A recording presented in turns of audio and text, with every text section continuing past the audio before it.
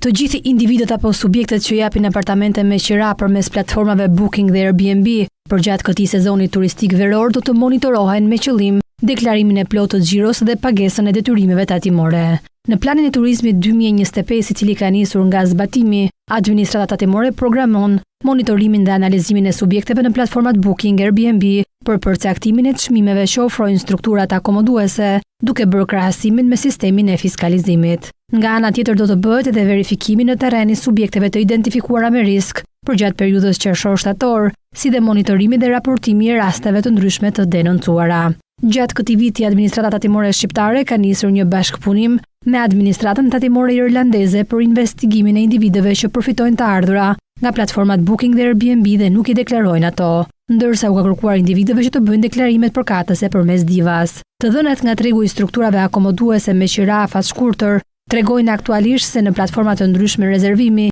figurojnë mbi 18.200 njësi me qira afat shkurtër aktive. Tashmë qirat afat shkurtra janë kthyer një biznes të mirëfillt për shumë individ, të cilët marrin me qira afat gjatë struktura të ndryshme dhe më pas i japin me qira ditore, ndërsa një ardhur ekstra për një segment tjetër qytetarësh të cilët kanë një apartament në pronësi, në të cilin nuk banojnë dhe e punojnë atë përmes platformave Booking dhe Airbnb.